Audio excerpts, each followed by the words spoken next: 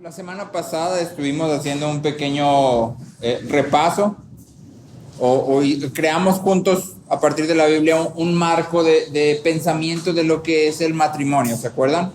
Decíamos que el matrimonio está diseñado por Dios como una ventana. El matrimonio es como una ventana a través de la cual las personas creyentes y no creyentes deberían de venir y poder ver en nuestra relación de esposo y esposa la dinámica que hay entre Cristo y su iglesia.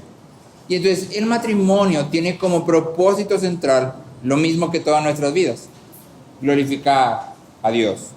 Decíamos, cuando la gente ve nuestro matrimonio, lo que debería de ver es una predicación viviente.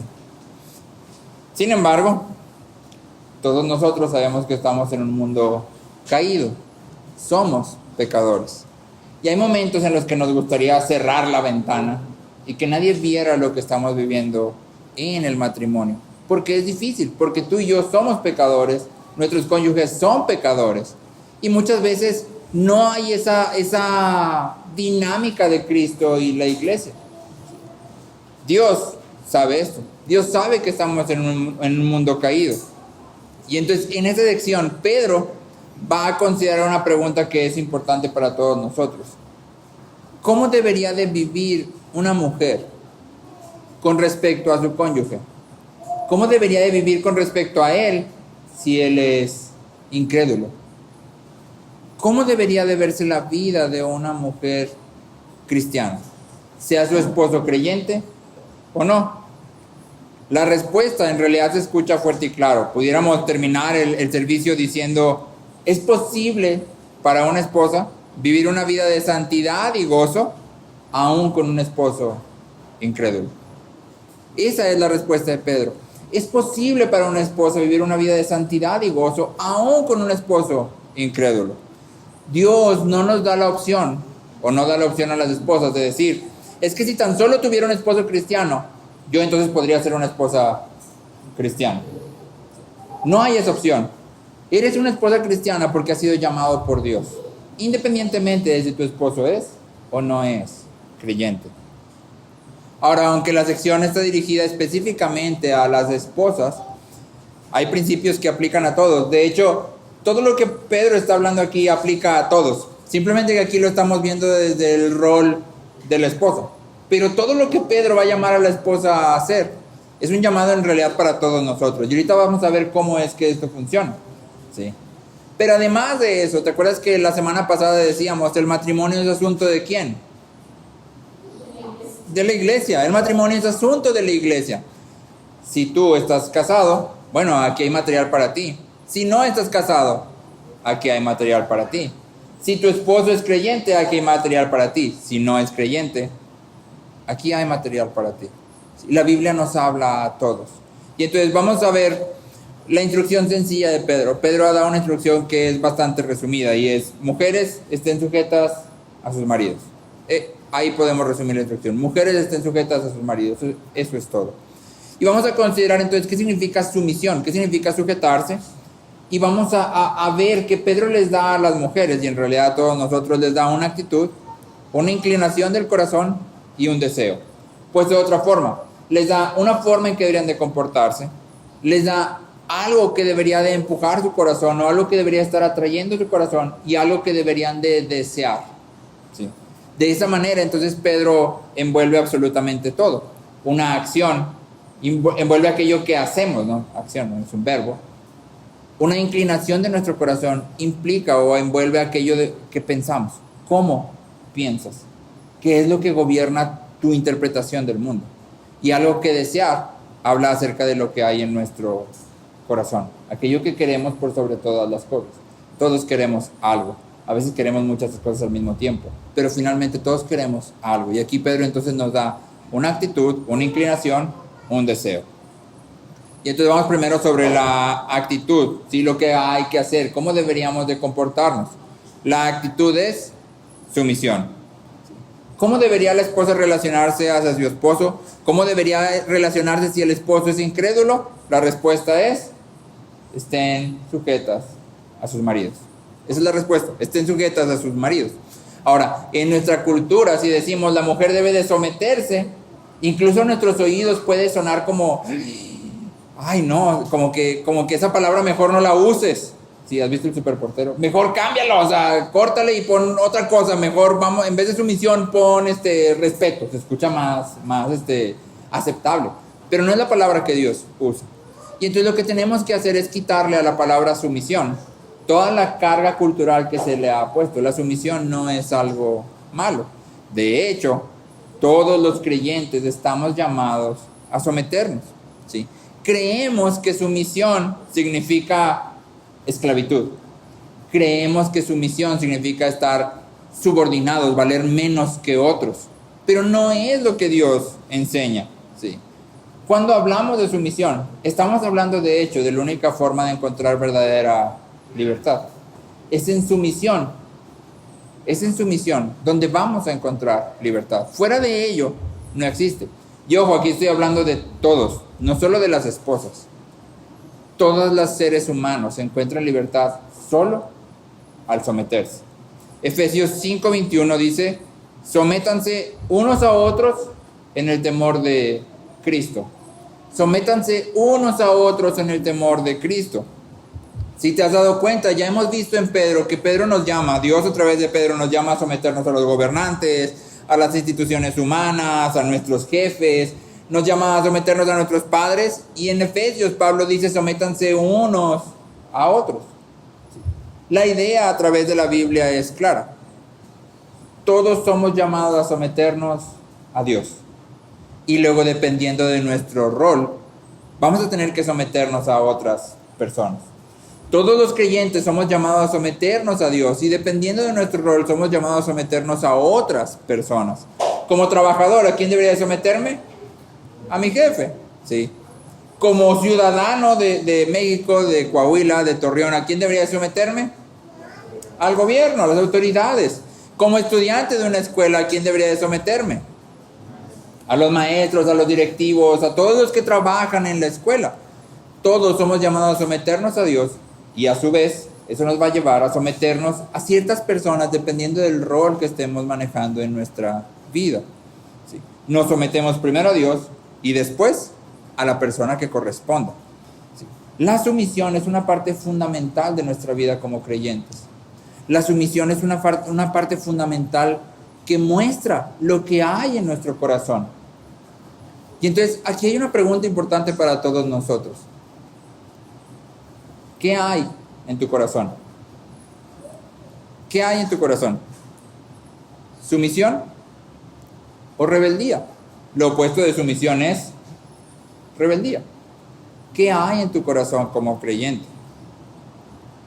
La sumisión bíblica es la decisión de someterse a los propósitos de Dios en cada rol de nuestra vida. Eso es sumisión bíblica. Es la decisión de someterme a los propósitos de Dios en cada área de mi vida, en cada rol que estoy ejerciendo.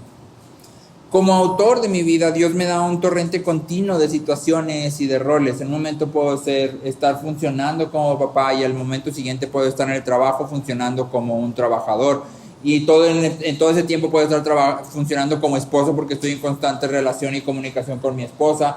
Y luego puedo llegar a la iglesia, y en la iglesia tal vez estoy funcionando ya como un líder de cierto ministerio. Y todas estas situaciones que van llegando a nuestras vidas, ¿quién las está orquestando? Dios. Y entonces cuando yo hablo de sumisión, estoy hablando de una actitud que es: tú eres Señor, yo no. Todo lo que tú decidas hacer en mi vida, yo lo voy a aceptar. Sea lo que sea que tú decidas hacer en mi vida, yo voy a confiar en que tú eres bueno. Y tú sabes lo que estás haciendo, yo no. Me voy a someter a ello. Si estoy en rebelión contra Dios, voy a pecar contra las personas. Si estoy en rebelión contra Dios, voy a hacer mi camino en la vida a los golpes.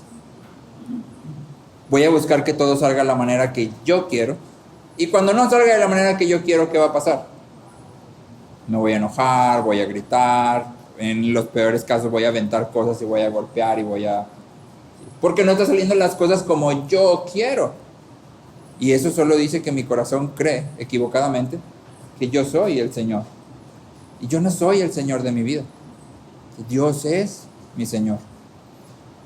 Cualquiera que no se acople a mí va a ser tratado como mi enemigo. ¿Por qué? Porque no me estoy sometiendo a Dios. Sí, Dios, tú me pusiste todo esto. Sí, Dios, tú orquestas todo, pero tu plan no me está gustando nada. Sí. Mi jefe es bien malo, mi esposa o mi esposo son lo peor del mundo, no hacen nada de lo que deberían, mis hijos no se portan como yo quisiera. O sea, tu plan está, del 5 estrellas le doy una nomás porque eres Dios, pero si pudiera le daba 0. Nadie dice eso. Bueno, espero que nadie aquí diga, Dios, tu plan está horrible. No lo decimos con palabras, pero lo decimos con acción. Lo decimos cuando explotamos contra la gente que está a nuestro alrededor. Y nos olvidamos de que esa gente está puesta a nuestro alrededor, no por azares del destino, sino porque Dios los ha puesto ahí. Nuestras autoridades están ahí porque Dios los ha puesto ahí. Nadie puede obtener autoridad por encima de Dios. Nadie. Sí. Pregunta era, ¿qué hay en tu corazón? ¿Sumisión o rebeldía? ¿Cómo puedo saber? ¿Cómo puedo saber si hay sumisión o rebeldía? Bueno, el gozo es un indicador de nuestro nivel de sumisión a Dios. El gozo es un indicador de nuestra sumisión a Dios. Podemos pasar por las dificultades y podemos llorar y podemos lamentarnos y vamos seguramente a sufrir. Pero si yo reconozco que Dios es mi Señor, en medio de todo ello, voy a tener gozo. Porque Él está orquestando mi vida. Ese es el punto de todo esto. Ahorita que empezábamos la reunión con el Salmo decía, puede los mares bramar y las montañas rugir y las montañas se pueden ir al fondo del océano y aún así no pasa nada. Yo no tengo miedo. ¿Por qué no tengo miedo? Porque nada de esto se está saliendo del control de Dios. Nada nunca se sale del control de Dios. Pero eso significa nada. Es decir, cuando tu esposa o tu esposo de repente se enojan, voy a entrecomillar, de la nada, porque siempre hay una razón para enojarse, aunque sea injustificable, y empiezan a gritar. Cuando le escuchas gritar, ¿has pensado alguna vez, ay, mira esto que Dios está orquestando para mi vida, para santificarme? O piensas, tú me gritas, yo te grito, si a mí no me vas a andar. Y entonces, ¿qué estamos haciendo?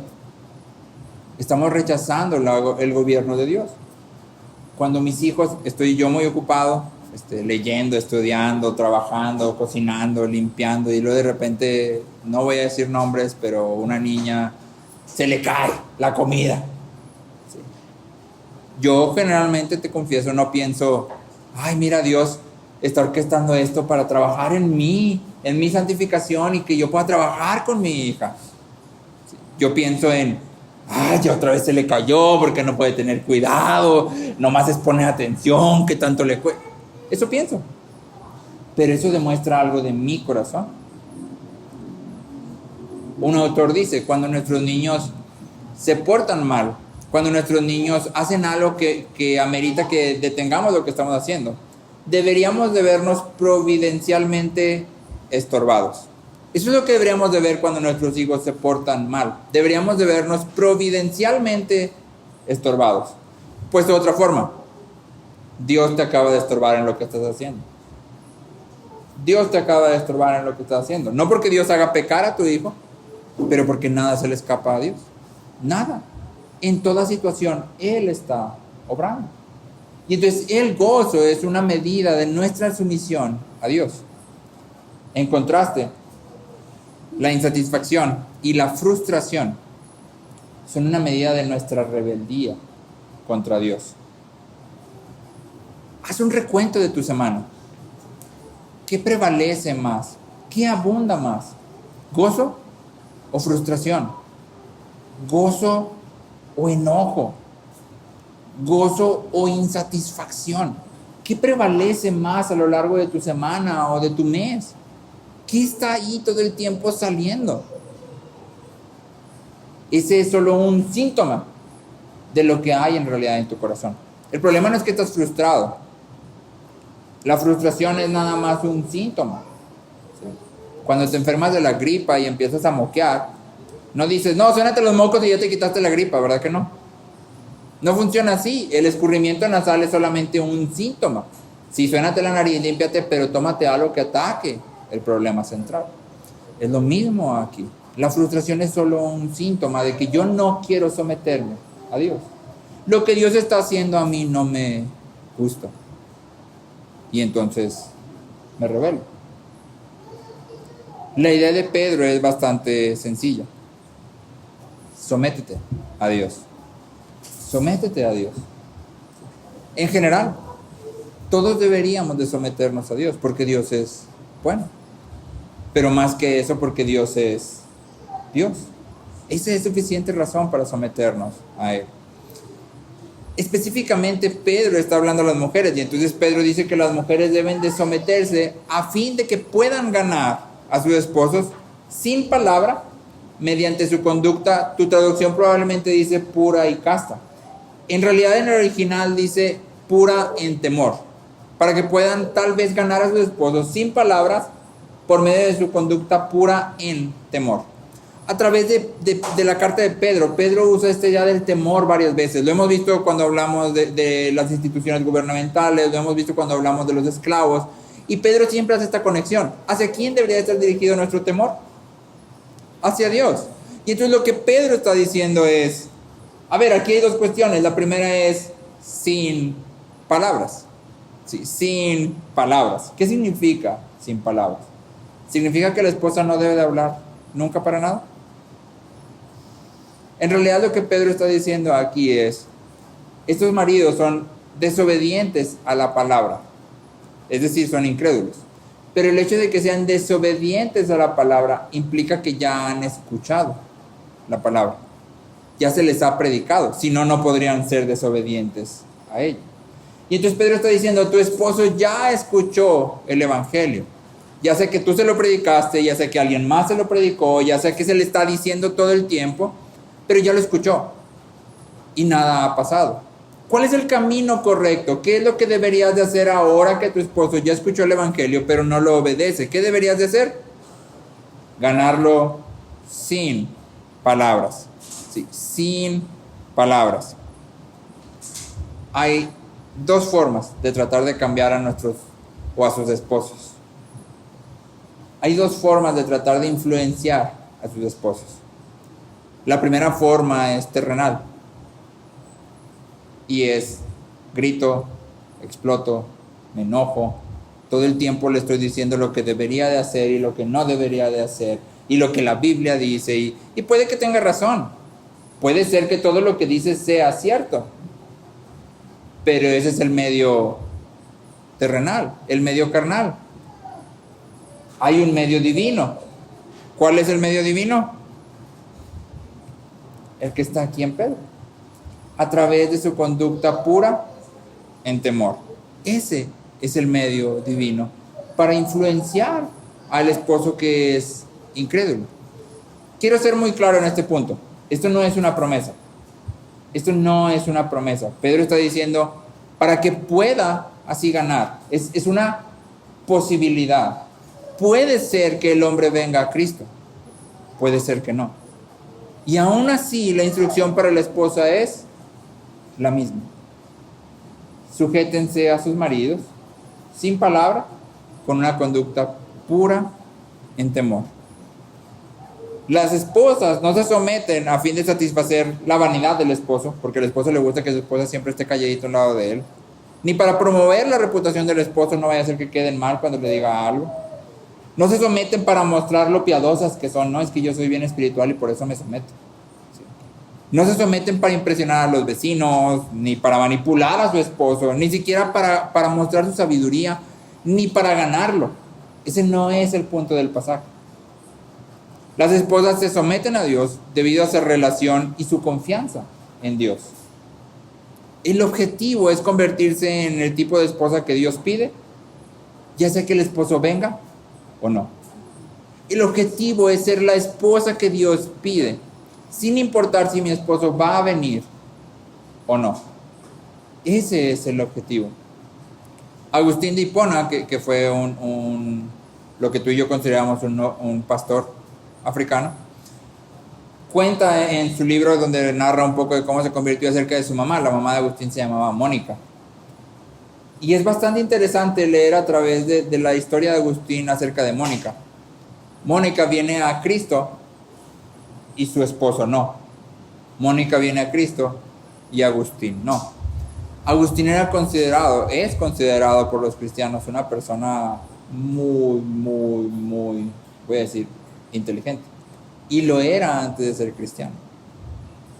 Y algo que él narra es que él siempre que iba a casa, había una imagen constante. Su mamá siempre estaba orando por él.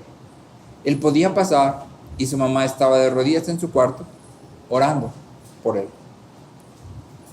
Hay una porción en el libro de Confesiones donde Agustín recuerda a su mamá y dice: mi mamá le sirvió a mi papá como su sierva todos los días de su vida, predicándole todos los días de su vida con su vida, sin palabra alguna.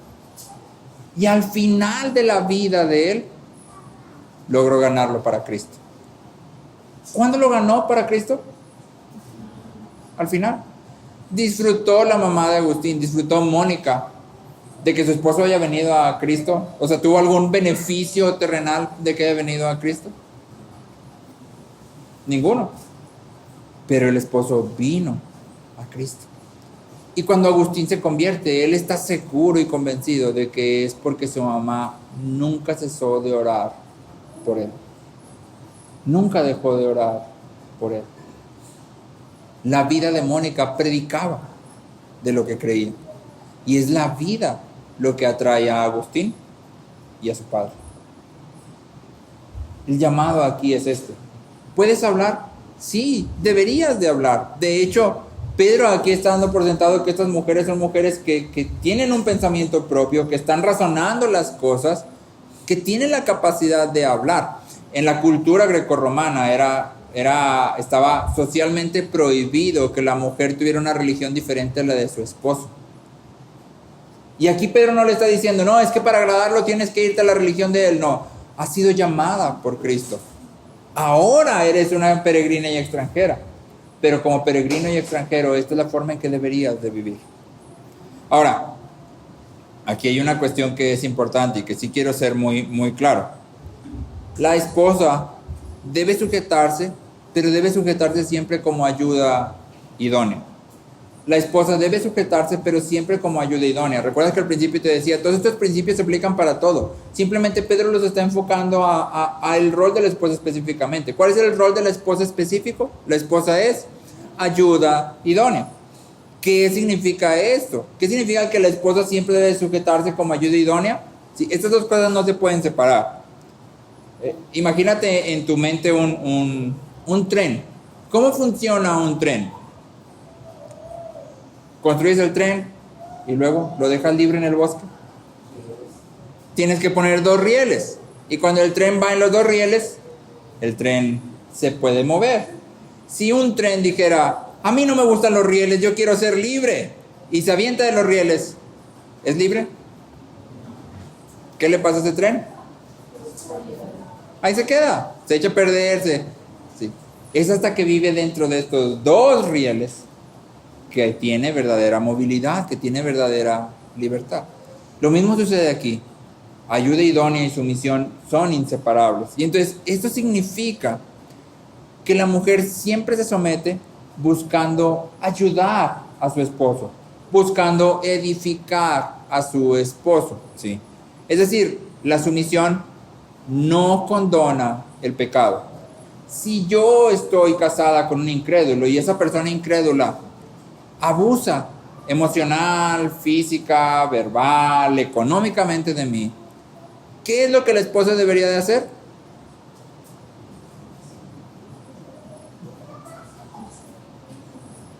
Debería cortar la relación. Eso debería de ser. Cortar la relación no quiero decir ya nunca te voy a volver a ver. No. Pero debería decir: ¿sabes qué? Esto no es correcto. Sí debo de someterme a ti, pero soy tu ayuda idónea. Y eso significa que mientras tú estés pecando así, yo no puedo estar aquí. Yo no puedo estar aquí porque tú no puedes estar pecando contra mí. No puedes estar pecando contra los niños. ¿Sí? Si es violencia física, lo correcto sería que lo denunciaras. Háblale a la policía. ¿Sí? Eso es lo correcto. Eso es lo que Dios nos llama a hacer. Dios no llama a ningún cristiano a vivir bajo abuso. A nadie. ¿Sí? Cuando tú y yo dejamos que una persona esté constantemente pecando contra nosotros, hemos olvidado todo lo que Dios nos ha llamado a hacer, porque somos llamados a confrontar el pecado, a exhortar al pecador, y a llamarlo a arrepentirse. Somos llamados a descubrir las obras de las tinieblas. ¿Recuerdas que dice Pablo en Tesalonicenses? Descúbranlas. ¿Sí? Cuando una mujer vive en una situación de abuso, cualquier tipo de abuso, lo correcto es irse. Dependiendo de la situación, sería denunciar. Y siempre pedir ayuda a la iglesia. Sí, eso es lo correcto. Porque sí estoy sujeta, pero estoy sujeta como ayuda idónea. Siempre busco edificar, siempre busco ayudar a mi esposo. Dios es el autor de nuestras historias, de todos, no solo de las mujeres. ¿Cómo respondemos a las situaciones que vienen? Es una respuesta directa a Dios. ¿Cómo respondemos a lo que sucede a nuestro alrededor? Es una respuesta directa a Dios. Y es por eso que la sumisión entonces es una parte fundamental de lo que tú y yo como cristianos somos llamados a hacer. Entonces, primero, una actitud. ¿Cuál debería ser la actitud? Someterse como ayuda idónea. Esa es la actitud. Debería de sujetarse como ayuda idónea. Después dijimos que Pedro da una inclinación. ¿Sí? El acto de sumisión siempre está acompañado de cierta inclinación del corazón. Hay cierto lugar hacia donde mi corazón se inclina. Cuando hablo de inclinación del corazón, puedes tal vez relacionarlo con... Hay ciertas personas a las que tú vas conociendo y te das cuenta que su inclinación tiende a ser más, voy a decir, sensible. Hay ciertas personas que las vas conociendo y sabes que son más sensibles. Sabes que es más probable que lloren viendo una película o que lloren cuando les platicas algo. Que es una inclinación del corazón. Hay otras personas que las vas conociendo y tienen una inclinación un poco más dura tal vez. No duro de que sea difícil de hablar con él, sino tal vez es más sereno, más templado, más... Esa es su inclinación natural. Entonces, cuando hablamos de una inclinación del corazón, hablamos de eso como que sale de manera natural. Lo interesante aquí es que Pedro nos da una inclinación, lo cual implica que no es algo que ya está configurado en ti y no hay forma de cambiarlo. La palabra nos transforma y transforma nuestro corazón, de manera que nuestra inclinación también debería de ser transformada. Pedro dice en el versículo 3, que el adorno de ustedes no sea el externo, peinados ostentosos, joyas de oro, vestidos lujosos, sino que sea lo que procede de lo íntimo del corazón, con el adorno incorruptible de un espíritu tierno y sereno. Ahí está. El corazón de la esposa debería de ser tierno y sereno, o tierno y manso. La palabra que nuestra Biblia traduce como sereno, también podemos traducirlo como manso, se traduce en otras partes así. Cuando Jesús dice, yo soy manso y humilde, está usando esta misma palabra. El corazón de una esposa entonces debería de ser tierno y manso. Ternura y mansedumbre. Ternura y mansedumbre. Si lo piensas en tu mente por un momento, del 1 al 10 en ternura y mansedumbre, yo me pondría a mí mismo tal vez un 1.5 para no ser así muy gacho conmigo mismo. Pero es una combinación, ternura y mansedumbre. ¿Qué te viene a la imagen cuando piensas en ternura? Pablo dice en Tesalonicenses que ellos estuvieran entre los tesalonicenses como una madre que cría con ternura a sus niños. Ahí usa Pablo la palabra ternura y me gusta lo que lo envuelve, porque dice como una madre que cría con ternura a sus hijos. ¿Cómo se ve una madre que cría con ternura? ¿Cómo se ve?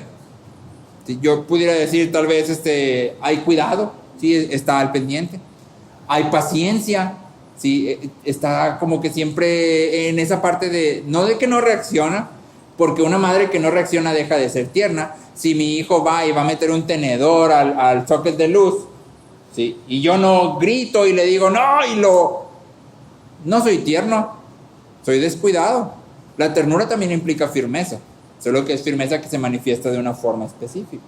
Entonces tal vez podemos pensar en ternura como cuidado, paciencia, perseverancia, dedicación, firmeza, ¿sí? Pensaríamos en todas estas cosas dentro de ternura: cuidado, paciencia, perseverancia, dedicación, firmeza. Y estamos hablando que el corazón de una esposa debería de tener esto: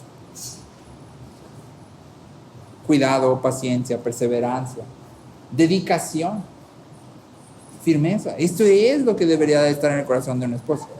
Pero no nada más esto, porque se dice ternura y mansedumbre. ¿Qué es mansedumbre? ¿Qué es mansedumbre? Cuando hablamos de mansedumbre, me encanta si no lo has leído, léelo. Hay un libro que se llama Manso y Humilde. Y es muy interesante porque Jesús nunca se describe a él mismo más que esta vez. Jesús nunca dice nada acerca de cómo es él, o lo único que dice él de él mismo es: yo soy manso y humilde. No sabemos nada más de autodescripción de Jesús, nada. Solo se describe él con dos palabras: manso y humilde. Y eso para ti y para mí ya debería de ser algo súper importante. Si Jesús es manso y humilde, yo quiero ser manso y humilde. ¿Cómo se ve mansedumbre? Mansedumbre lo definimos para los niños, o lo resumimos para los niños en algo muy sencillo. Mansedumbre es la convicción de que es mejor padecer que pecar. Eso es mansedumbre. Es la convicción de que es mejor padecer que pecar. Lo puedes ver en Jesús. Cuando es confrontado o es tentado, o los fariseos y los saduceos tratan de engañarlo para decir ciertas cosas, y Jesús dice la verdad, aun cuando eso cueste. En Juan 6, al final del capítulo de Juan 6, recuerdas que Juan nos dice que muchos de los seguidores de Jesús se van, muchos lo abandonan, y Jesús voltea con los dos y les dice: ¿y ustedes qué? O sea, ¿ustedes también se van a ir o qué? Y básicamente lo que Jesús está diciendo es: yo no voy a cambiar lo que acabo de decir, porque lo que acabo de decir es verdad. Es verdad. Si ustedes se van, eso es algo que ustedes van a tener que decidir, pero yo no puedo cambiar la verdad. La convicción de Jesús de toda su vida es mejor padecer que pecar. Eso es mansedumbre. Y entonces aquí hay preguntas para nosotros, preguntas específicamente para las esposas. ¿Qué tan tierna eres con tu esposo? Si tu esposo usara 5 palabras para describirte, ¿tierna sería una? Porque es una de las cualidades que Pedro está poniendo aquí, que Dios está poniendo aquí. ¿Qué tan tierna eres con tu esposo? Y ojo, no quiero que se confunda, tenemos personalidades, ¿sí? Y ternura.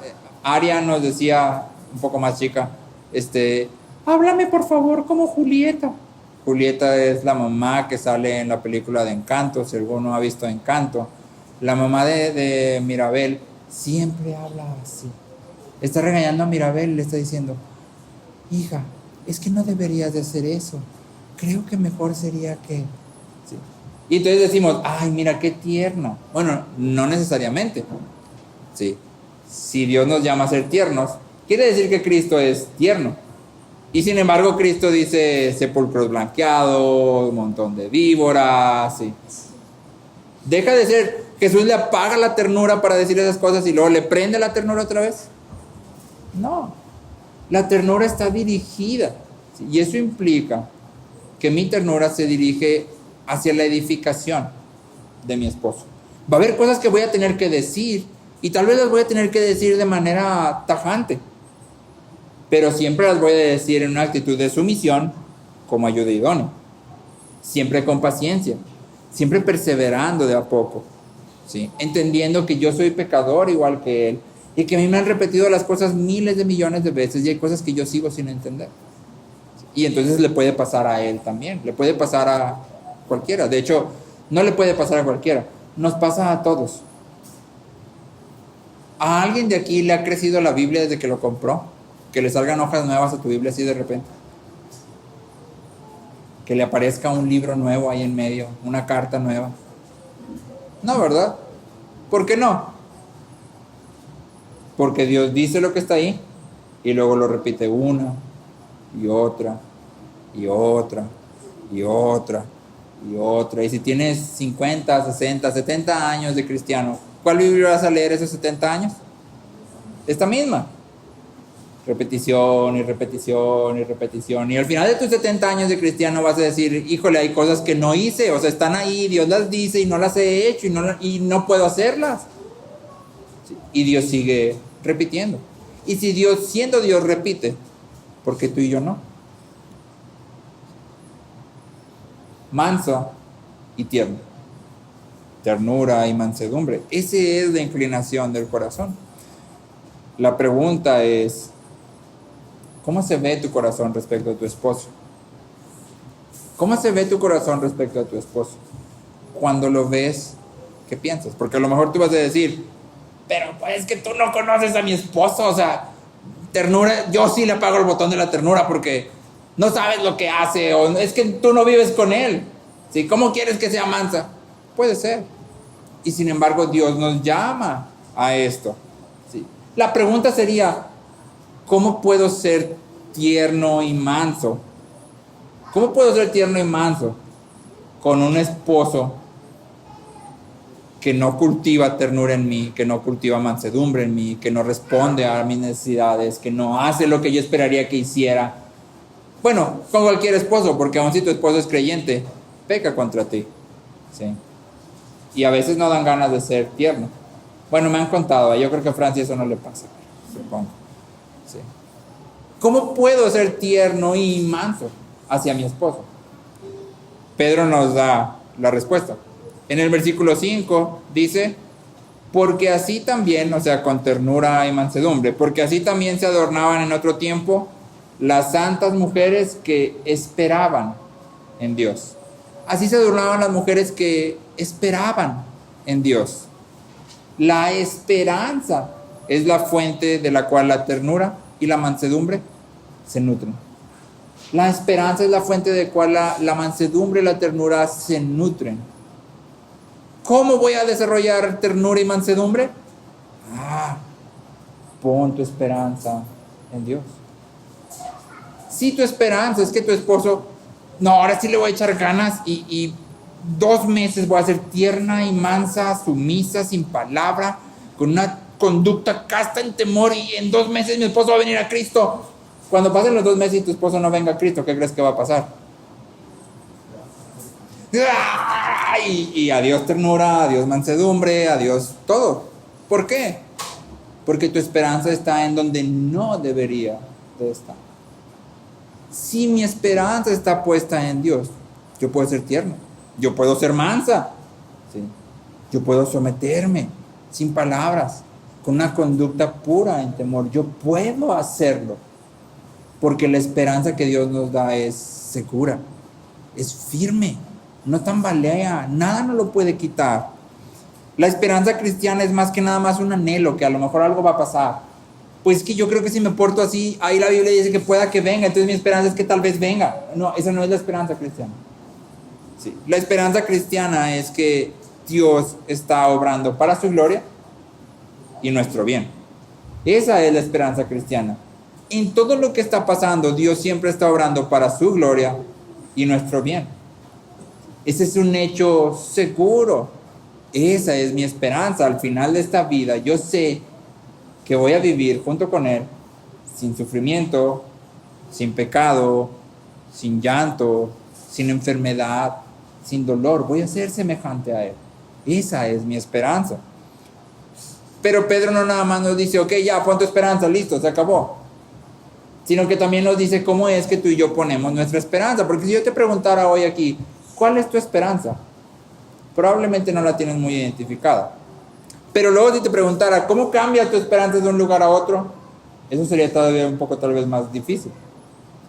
Pero Pedro nos dice, otra vez te leo versículos 3 y 4, que el adorno de ustedes no sea el externo, peinados ostentosos, joyas de oro, vestidos lujosos, sino que sea lo que procede de lo íntimo del corazón, con el adorno incorruptible de un espíritu tierno y sereno. Entonces Pedro apunta a 3 cosas: peinados ostentosos, joyas y vestidos. Estas 3 cosas no son pecados en sí mismos. Muchas veces se dice, no, es que mira, ahí dice que no debes usar peinados ostentosos, entonces no gastes, no te pintes el cabello, no te arregles, no. Sí, no, es que mira, dice que no uses joyas, entonces no te puedes poner aretes, no te puedes... Pero si seguimos esa línea de pensamiento, entonces tampoco debería usar ropa. Porque dice peinados, joyas y vestidos, que no habla de vestidos como tal, sino está hablando de ropa. No está diciendo Pedro que los peinados, las joyas y los vestidos son pecaminosos. Más bien, en la cultura, lo que Pedro está señalando es, para hacerse un peinado ostentoso, en aquel entonces y en este todavía, tomaba todo el día. Si alguna vez has buscado fotos de peinados ostentosos, tiempos bíblicos, vas a ver señoras que tenían así como sus peinados para arriba y luego les metían como piedras y adornos y, ¿sí? ¿Cuánto crees que se tardaban? Porque no tenían secadoras, no tenían rizadoras, no tenían planchas. Entonces, ¿cuánto crees que se tardaban en hacer todo eso? Horas. Sí.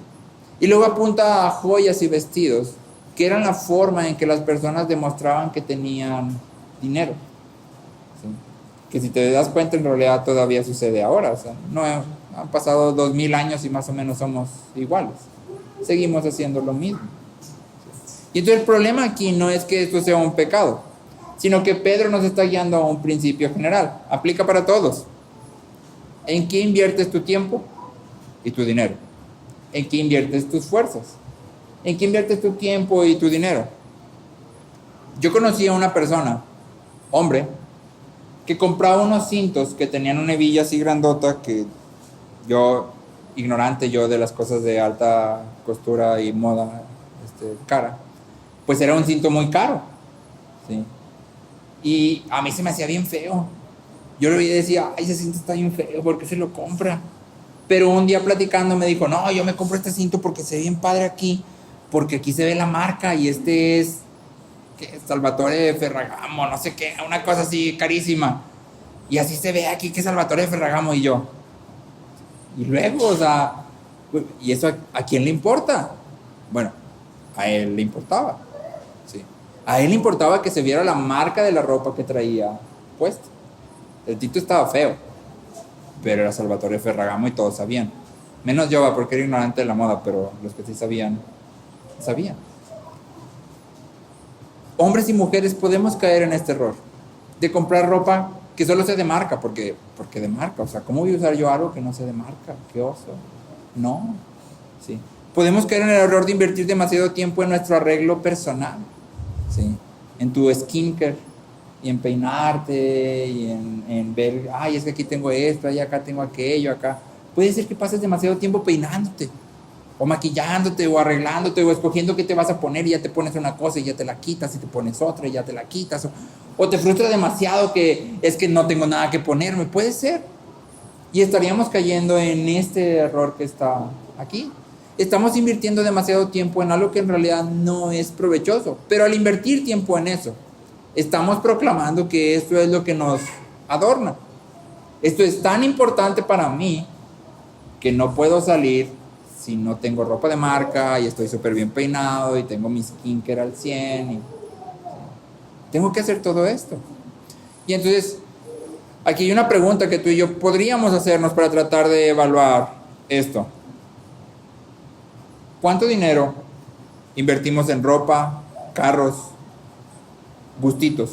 ¿Has visto el video de esta muchacha que está fuera de un Oxxo, se compra un café del Oxxo y luego llega un señor, tira su vaso de Starbucks al bote de basura y la señora, es una muchacha, corre, saca el vaso de Starbucks de la basura y cambia su café Andati al vaso Starbucks y luego se toma una selfie con su Starbucks sacado de la basura? Alguien la grabó y yo lo vi y dije, bueno, soy un poco asqueroso, entonces yo dije, guácala, qué asco, o sea, yo no me tomaría eso. Sí, o sea, lo acabas de sacar de la basura y aparte otra persona le estaba tomando, o sea, guácala. Pero manifiesta lo que muchas veces tú y yo también hacemos, ¿sí? Tengo que comprar cosas de marca, tengo que verme chido, tengo que verme padre, tengo que ponerme estos tenis porque son los tenis de moda, tengo que traer tal gadget, tengo que tener tal cosa, tengo que estar peinado así, tengo que verme asá, ¿sí? Y entonces la pregunta aquí es, ¿cuánto tiempo inviertes en ropa? ¿Cuánto dinero inviertes en carros? ¿Cuánto dinero inviertes en ciertos gustos como estos, Starbucks y demás? ¿Cuánto inviertes, a diferencia de eso, en dar a otros? y en invertir para sostener la iglesia. Y aquí hablo de dinero, pero voltealo. ¿Quién de aquí, que me levante su mano, tiene rutina de skincare? De esa que en la noche sacas tu, estoy informado, sacas tu agua micelar y luego te desmaquillas y luego sacas tu crema para las arrugas y luego te haces y luego sacas tu crema para las ojeras y te pones tu crema para las ojeras y luego sacas, Aria siempre se quiere poner pepinos y te pones... ¿Quién tiene skincare aquí? Su rutina de skincare definida. Yo no, pero sí me han sugerido que lo tenga. Perfecto. ¿Quién de aquí se tarda en maquillarse? ¿Ok? ¿Quién de aquí se toma tiempo para peinarse?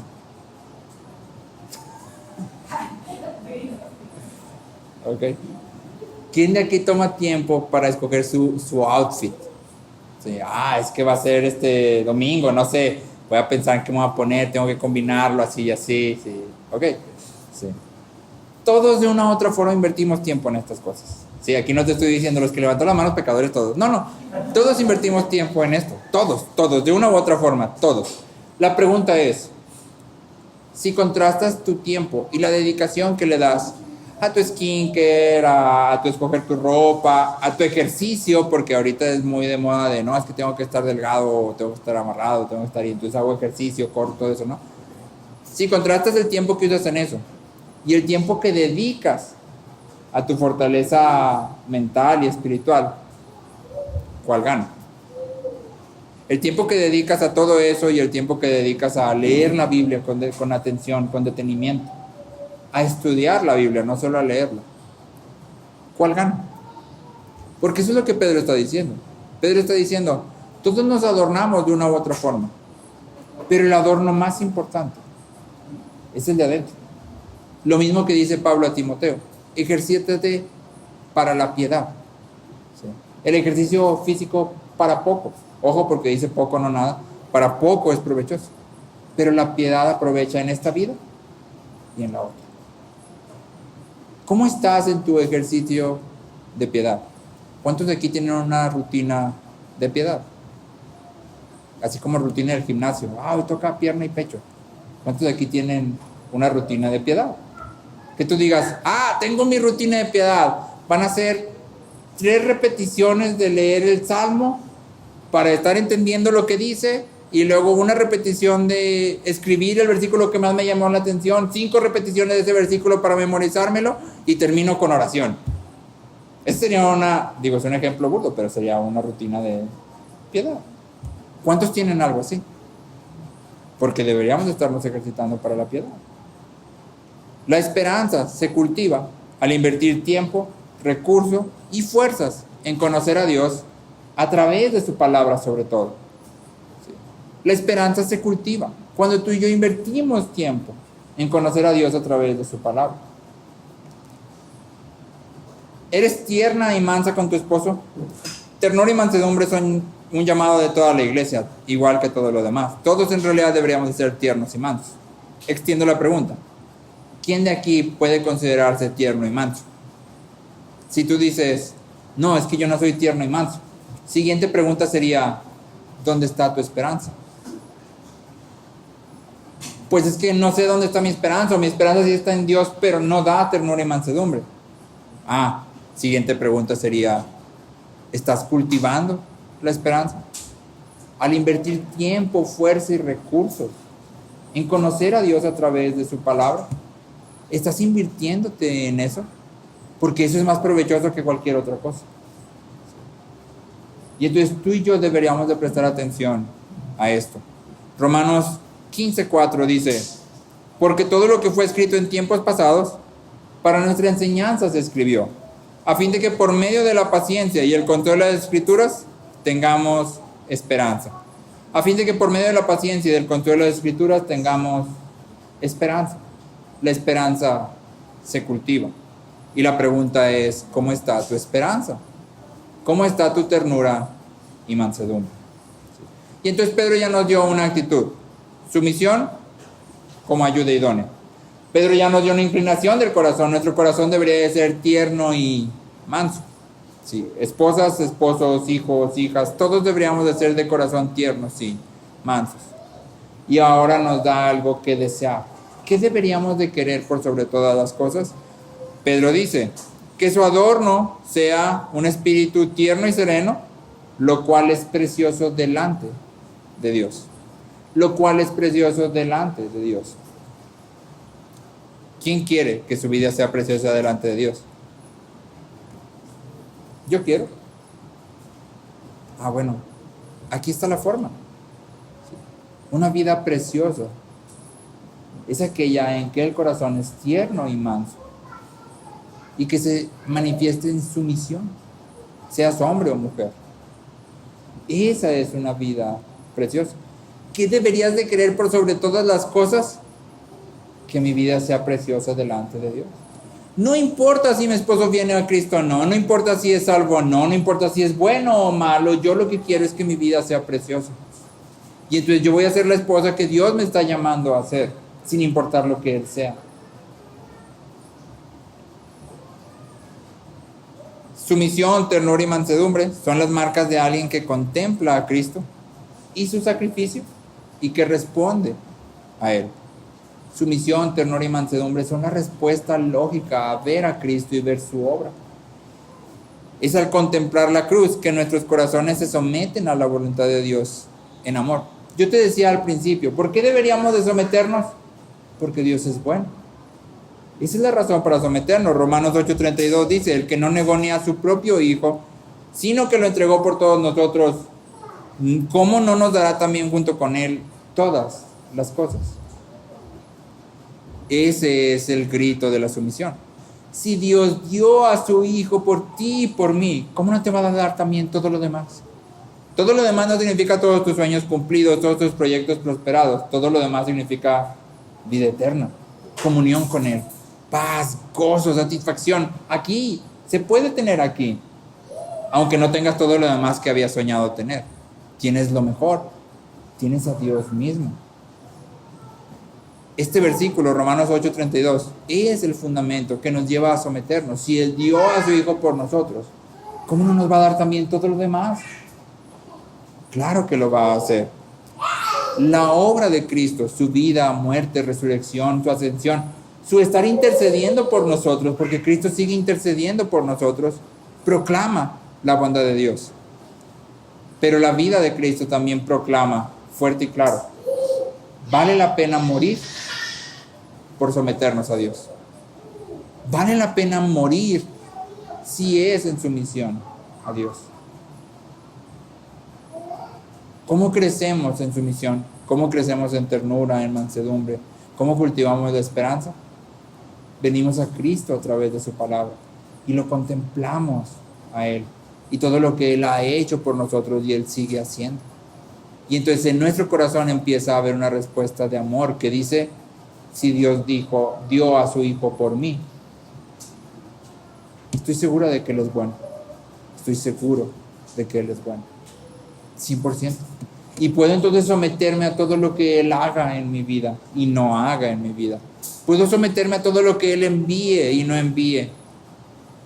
Pueden hundirse los montes en los mares y yo voy a estar bien, porque sé que Él es bueno, porque Él ha probado que es bueno. Y entonces la invitación para todos de manera general es, sométete a Dios. Él es bueno. Gózate, como dice Santiago, en medio de las aflicciones. ¿Por qué? Porque Dios está orquestando todo. Él es bueno, puedo tener gozo. Para las esposas específicamente es, sé la esposa que Dios llama a ser. No importa si tu esposo es o no es creyente. Sé la esposa que Dios te llama a ser. Porque con un esposo incrédulo es posible vivir una vida de santidad y gozo. Es posible. Porque la santidad y el gozo nacen de la obra de Cristo, no de tu esposo.